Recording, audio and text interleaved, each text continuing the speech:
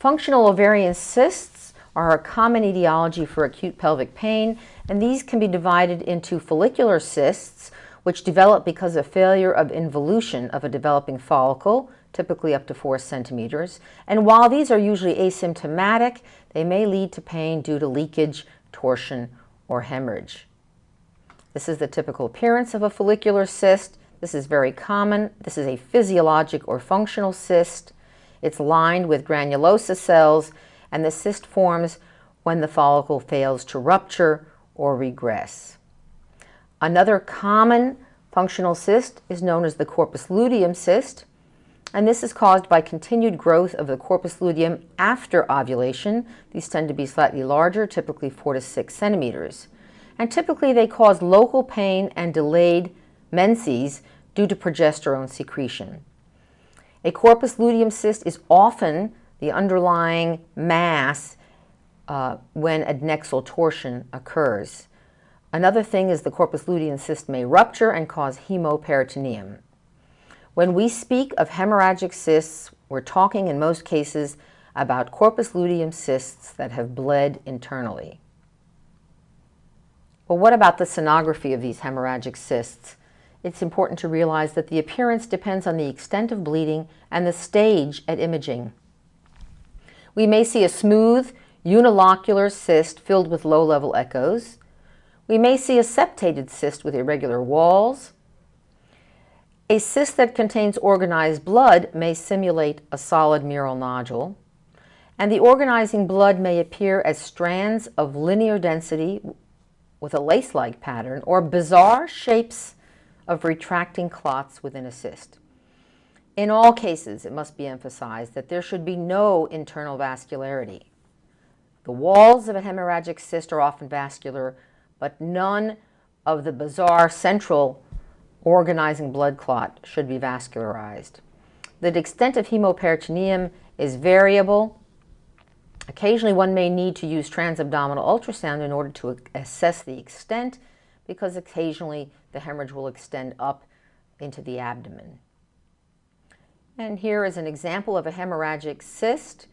Notice that there is blood flow in the wall of the cyst. There are diffuse echoes within the cyst representing organizing blood. This is the so-called lace-like pattern. And here is more hemoperitoneum, or blood clot, behind the uterus in the cul-de-sac. Another example of a hemorrhagic ovarian cyst, in this case smaller. Here is a unilocular cyst with some retracting clot, and 2 months later it has resolved. We see only a normal ovary. Other examples of hemorrhagic ovarian cysts. Here is a retracting clot, kind of like a spider in a web, with web-like strands arising from it. Here's a retracting clot that looks like a mural nodule, and another one with a concave margin. What all of these hemorrhagic cysts have in common is that there is no internal vascularity to this solid component. Keep in mind that most hemorrhagic ovarian cysts resolve in 2 months, and it's important to schedule a follow-up sonogram in the first 10 days from the onset of the menses, because we don't want to encounter a fresh corpus luteum and misinterpret the findings as persistence. Here we see on CT an example of a large hemoperitoneum, blood around the spleen, the kidney, and around the ovaries due to an unusual example of a ruptured hemorrhagic ovarian cyst. Now, another quote-unquote hemorrhagic mass that may present acutely is an endometrioma. This is a 36-year-old woman with acute left lower quadrant pain. She had no fever or elevated white count, and on questioning her further, she indicated that she had a history of cyclical pelvic pain during the menses. The CT finding is nonspecific. We see a low-density mass in the left adnexal region with left adnexal structures displaced and draped over them, but the sonographic appearance is classic for an endometrioma. We have a cyst with an adjacent smaller endometrioma Notice that it's full of low-level echoes representing hemorrhagic material, and this is not a solid lesion because of the enhanced through transmission posteriorly.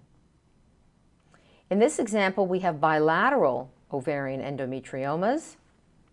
Here is the one on the right, and here is the endometrioma smaller on the left. The left one had ruptured and resulted in this small hemoperitoneum. Here we see a blood clot in the cul-de-sac behind the cervix. Now, when CT is ordered first, we still need to think about endometriosis because occasionally they can occur in bizarre locations. And here we have endometriotic implants in the abdominal wall and in a scar in a woman who has had a prior cesarean section. Moving on to adnexal torsion, this entity is caused by twisting of the adnexa around its vascular pedicle. In the case of the ovary, we're talking about the ovarian artery and the ovarian branch of the uterine artery, which results in vascular impairment of the adnexa. In fact, the majority of cases involve the tube and the ovary. If torsion is not relieved, hemorrhagic infarction occurs, followed by necrosis and peritonitis. So early diagnosis and treatment is critical. There are pre-existing conditions underlying the adnexal torsion in many cases.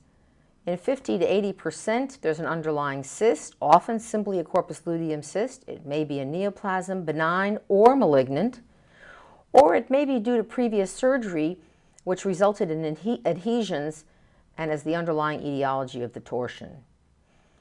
This entity typically occurs in the reproductive years, but in our recent work we found that 24% of women were postmenopausal, in fact. How does adnexal torsion present? Typically with acute unilateral pelvic pain of sudden onset, nausea, vomiting, and a slightly elevated white count. The adnexa is extremely tender and enlarged on palpation and enlarged and tender on transvaginal sonography.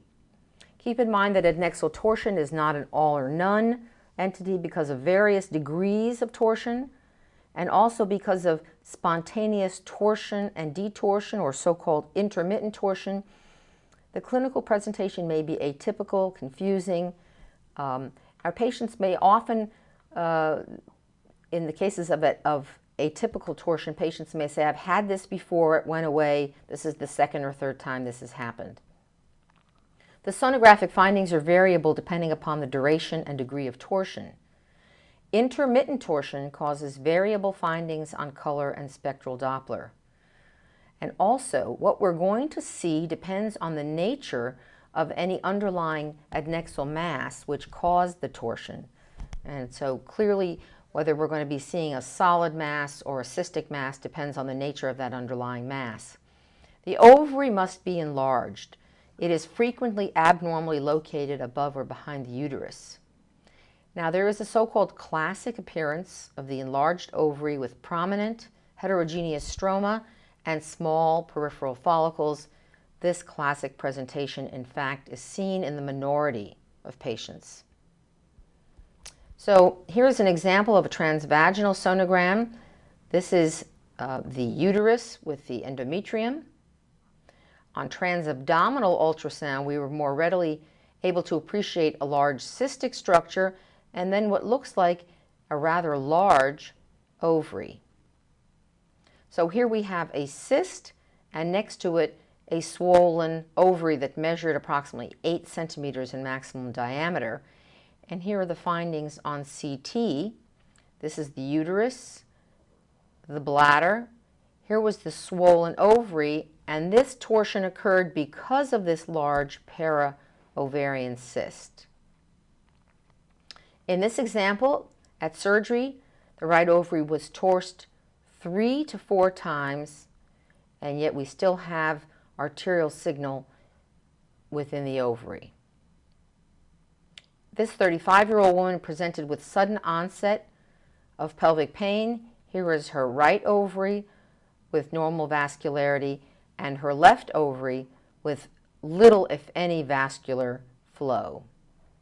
She also had a para-ovarian cyst as the underlying cause of twisting of this ovary.